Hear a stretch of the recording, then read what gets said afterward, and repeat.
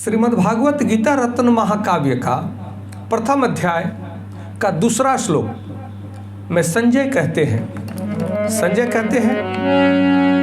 कि संजय कहता है, हे राजन, पांडव सेना की व्यूह रचना। संजय कहते हैं, हे राजन, पांडव सेना की व्यूह रचना। देख दुर्योधन गुरु से अपने कहते हैं ऐसी वचना। देख दुर्योधन गुरु से अपने कहते हैं ऐसी वचना।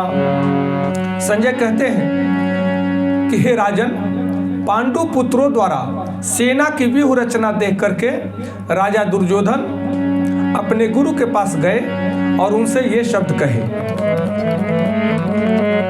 कहते हैं कि दृष्ट्वा तु पांडवानीकम व्यूहम दुर्योधनस्तदा।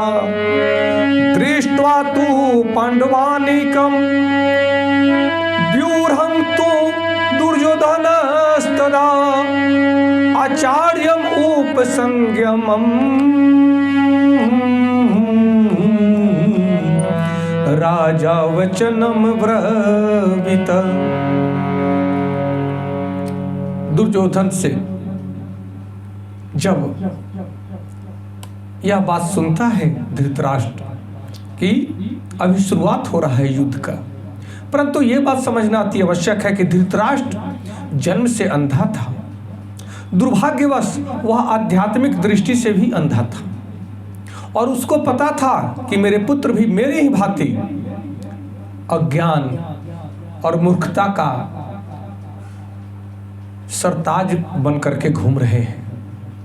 वे जानता था कि उसी के समान उसके पुत्र भी ज्ञान से अंधे हैं, अज्ञानी हैं, धर्म के सिद्धांत को नहीं जानते और उसे विश्वास था कि पांडवों के साथ कभी भी समझौता नहीं कर पाएंगे, क्योंकि पांचों पांडव जन्म से ही पवित्र थे और वे गलत समझौता के लिए कभी तैयार नहीं होंगे। फिर भी उसे तीर्थ स्थान के प्रभाव के विषय में संदेह था, इसलिए संजय युद्ध भूमि की स्थिति के विषय में उसके प्रश्न के मंतव्य को समझ गया। अतः वह निराश राजा को प्रोत्साहित करना चाह रहा था। उसने उसे विश्वास दिलाया कि उसके पुत्र पवित्र स्थान के प्रभाव में आकर किसी प्रकार का समझौता करने नहीं जा रहे हैं और इसलिए युद्ध निश्चित है। और यहाँ पे यह स्पष्ट होता है कि धृतराष्ट्र ये चाहता था कि किसी भी प्रकार से ये 5 पांडव के पुत्र हैं और हमारे 100 पुत्र हैं, हमारे साथ इतने राजे महाराजे हैं, हमारी इतनी बड़ी सैनिक है, सैन्य शक्ति है, हमारे आगे ये कैसे टिक पाएंगे।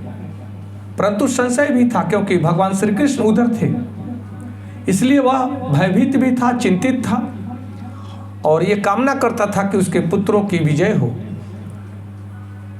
एक बात ध्यान में रखें कि आज भी हमारे समाज में बहुत से लोग हैं जो सच्चाई को देखना नहीं चाहते, सच्चाई से मुंह मोड़ लेते हैं और अपने बच्चों की गलती को भी ध्यान में नहीं देते, बच्चों की गलती पर ध्यान नहीं देते और बच्चों को प्रोत्साहन देते हैं।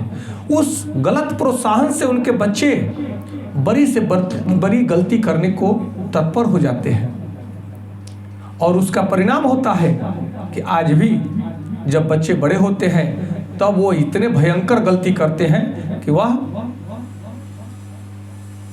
सहने योग्य नहीं होता। अंततः उन्हीं के बच्चे उन पर वही अत्याचार करने लगते हैं, क्योंकि ये ध्यान रहे कि जैसा संस्कार हम अपने बच्चों को देते हैं वही संस्कार उन बच्चों में पलता है, बढ़ता है और वह दूसरों के लिए अगर है तो घर में आता है तो वही संस्कार उसको अपनों पर भी अप्लाई होता है। इसलिए अपने बच्चों की गलती को देखते के साथ में उसे सुधारने की आवश्यकता है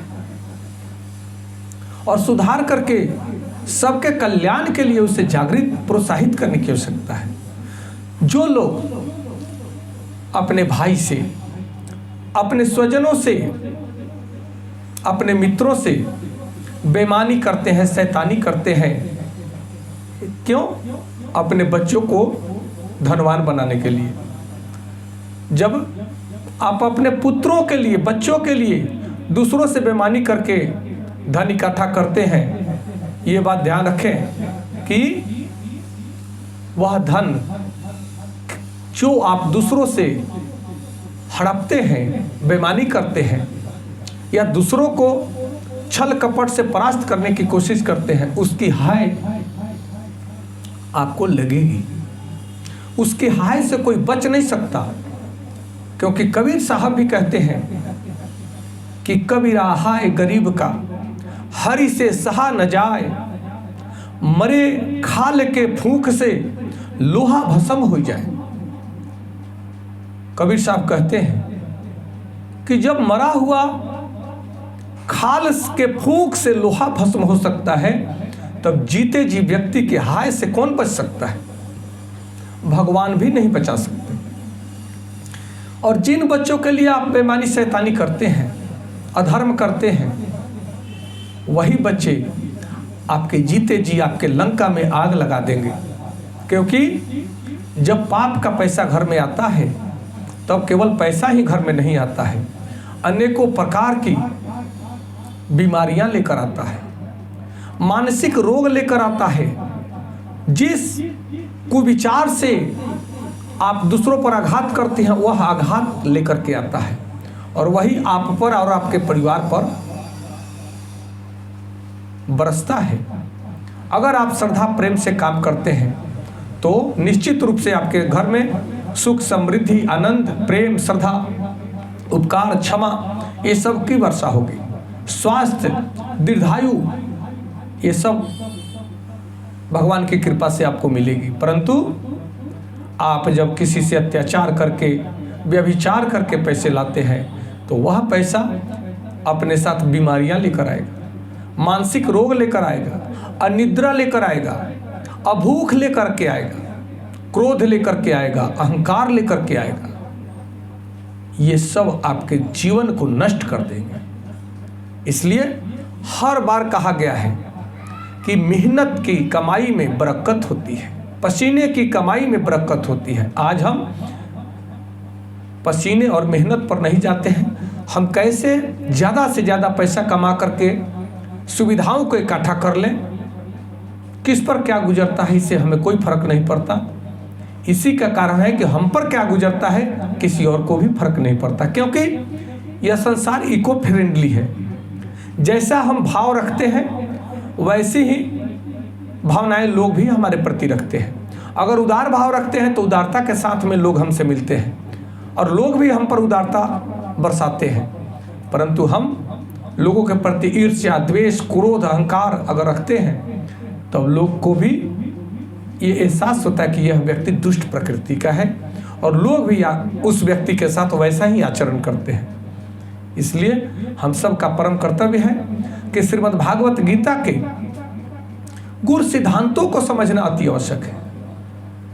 क्योंकि केवल भागवत पढ़ जाने से काम नहीं चलने वाला है, केवल रामायण पढ़ जाने से काम नहीं चलना है, सभी पवित्र ग्रंथों को, वेदों को पढ़ जाने से काम नहीं चलने वाला है।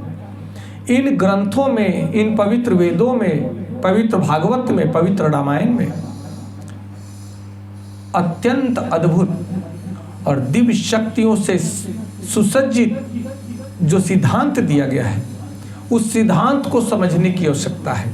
अगर आपके समझ में नहीं आता है, इसीलिए सद्गुरु के शरण में जाने को कहा गया है।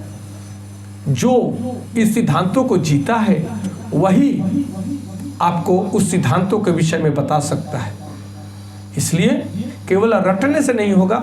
इन सिद्धांतों को अपने जीवन में हम धारण करते हैं, तब देखिएगा आपका जीवन बदल जाएगा, और आपके जीवन में इतना बदलाव आएगा कि आप भगवान की भांति जो चाहेंगे सभी आपके मनोवांछित फल आपको प्राप्त होंगे, शुभ फल प्राप्त होंगे। अशुभ और कष्ट क्लेश सब दूर हो जाएंगे। बस अपने को साधने की आवश्यकता है। जो अपने को साध लिया, वही संसार को साध लिया। भगवान को साध लिया। भगवान तो प्रति क्षण हमारे हृदय में निवास करते हैं, परंतु हम जब दुखित हो, दुखी हो, तो जरूर अपने हृदय में बैठे भगवान को याद करें, हमारा दुख और चिंता सब दूर हो जाएगा। प्रेम से बोलिए बाके बिहारी लाल की जय, श्री कृष्ण भगवान की जय, राधे रानी की जय। जय श्री कृष्ण, जय श्री राम।